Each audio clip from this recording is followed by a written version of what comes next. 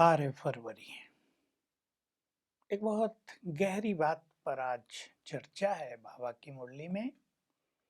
कई लोग सोचते हैं कि आत्मा का साक्षात्कार हो गया या परमात्मा का हो गया या देवी देवताओं का हो गया, बस हमें मुक्ति हो गई। बाबा कहते हैं नहीं, इससे तुम्हें मुक्ति नहीं मिलेगी। तुम्हें याद की मेहनत करनी है, योग युक्त होने की बहुत मेहनत करनी है। तुम्हारा सुप्रीम टीचर स्वयं भगवान है जो विदेही है। लौकिक में भी जब हम पढ़ते हैं तो टीचर से नाता जुड़ा रहता है, उसकी याद भी रहती है, उसने ये पढ़ाया, ये अच्छी बात सिखाई, हमारा ये टीचर, हमारा ये मास्टर जी कितने अच्छे हैं। बाबा में भी हमारी बुद्धि लगी रहे जिसने हमें संपूर्ण ज्ञान आकर दिया है। लेकिन बाबा खुद ही कहते हैं, क्योंकि मैं निराकार हूँ, विदेही हूँ, अशरीरी हूँ, इसलिए बच्चे बार बार भूल जाते हैं। बाबा याद दिला रहे हैं कि तुम भक्ति में भी तो 2-4 घंटे बैठते थे। माताओं के पास तो घरों में बहुत टाइम है। तुम्हें अब भी याद का समय निकालना चाहिए। ये याद कोई भक्ति वाली याद नहीं है कि नाम स्मरण करते रहो, भगवान की महिमा गाते रहो, उस पे फूल चढ़ाओ और जो भक्ति में हम करते हैं वो सब नहीं।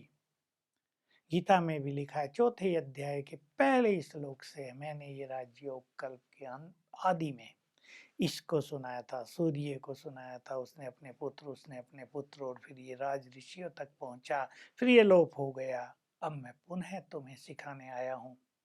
ये राजयोग भगवान के सिवाय कोई सिखा ही नहीं सकता, क्योंकि इसमें हमें अशरीरी होना होता है, निराकार परमात्मा से बुद्धि योग लगाना होता है, उससे अपना नाता जोड़ना है, स्वयं को फरिश्ता बनाना है, मनोविकारों को छोड़ना, पतित से पावन बनना है।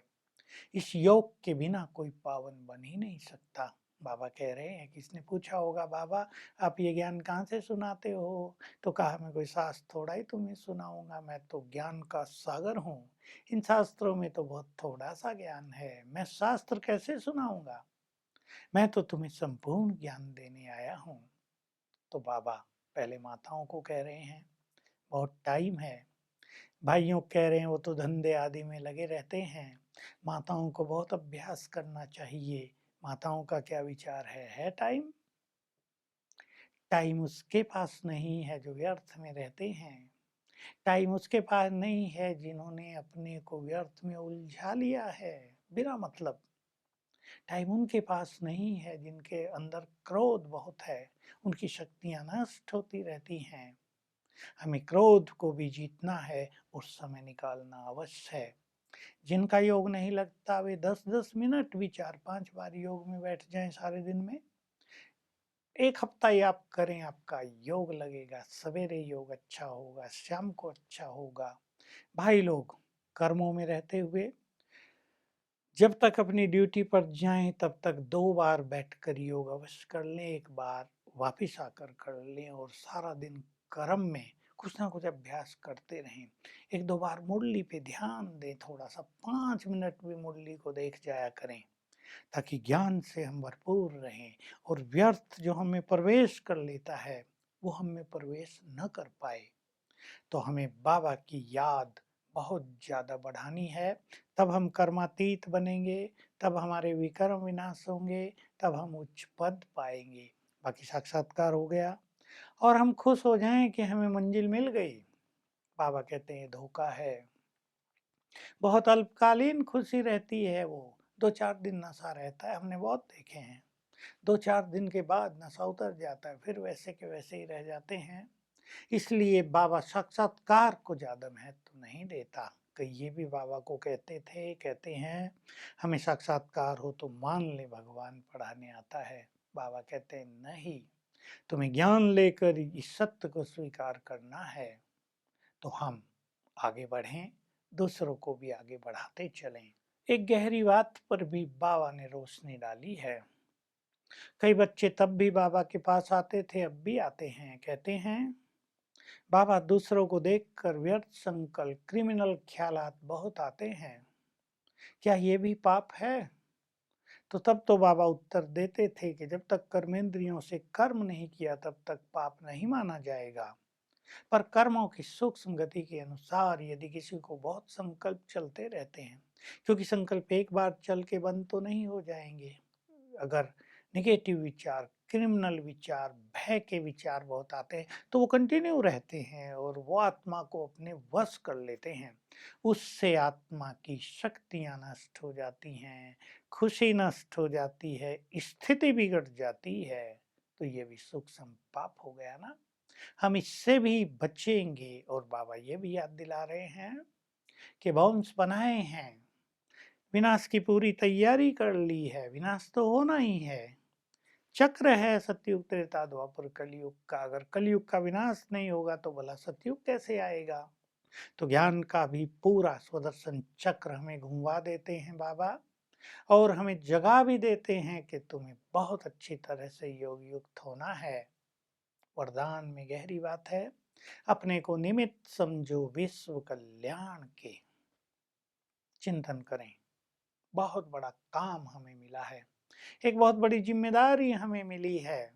तुम्हें विश्व का कल्याण करना है। सोच लें, जिन्हें विश्व का कल्याण करना हो, क्या वे किसी का कल्याण कर सकते हैं? क्या वे किसी को कष्ट दे सकते हैं? क्या वे किसी के लिए व्यर्थ विचार रख सकते हैं, गिराने की भावना, नफरत, ईर्ष्या रख सकते हैं? हमें तो सबका कल्याण करना है, गिरते हुओं को उठाना है, अशांत आत्माओं को शांति देनी है, जो परवश हो गए हैं उन्हें उससे निकाल कर श्रेष्ठ स्थिति में पहुंचाना है, जो हिम्मत हार गए हैं उनको हिम्मत देनी है, जो निराश हो गए हैं उनके जीवन में फिर से आशाओं के दीप जलाने हैं। तो हमारा चित्त तो शुभ भावना और शुभ कामना से भरा हुआ हो। ये अगर हम करेंगे, इस फीलिंग में रहेंगे, तो हमारे मन में व्यर्थ विचार, दूसरों के लिए व्यर्थ दृष्टि, ये ईर्ष्या द्वेष जिनमें संसार उलझा हुआ है, इनसे हम बाहर निकल जाएंगे। तो बहुत ध्यान दें, आज ये गहरी बात, मुझे विश्व कल्याण के कार्य की जिम्मेदारी बाबा ने दी है। लास्ट स्लोगन बहुत गहरा, अज्ञान की शक्ति है क्रोध, ज्ञान की शक्ति है शांति। कई लोग बहुत क्रोध करते हैं, लोग कहते हैं बड़ा पावरफुल व्यक्ति है। पावरफुल नहीं, यह अज्ञान की पावर है, ये आत्मा को कमजोर करने वाली है। क्रोधी व्यक्ति अंदर अंदर रोता है। अगर हम ज्ञानी हैं तो हमारी शक्ति हमें शांत कर दे, इस पे ध्यान देना है। आज सारा दिन हम इस स्वमान में रहेंगे, मैं विश्व कल्याणकारी हूँ, मुझे सबका कल्याण करना है। जो भी आपके चारों ओर हैं, जो आपके परिवार में आपके बच्चे हैं, पति पत्नी है, सबका कल्याण करना है। सबके लिए शुभ भावनाएं और बाबा से पवित्र किरणें मुझ पर पड़ रही हैं। ये अभ्यास करते रहेंगे 5 बार बहुत अच्छी तरह। Om Shanti. To watch Peace of Mind channel videos on YouTube, subscribe us on youtube.com/tvpeaceofmind. Just a click for a peaceful life.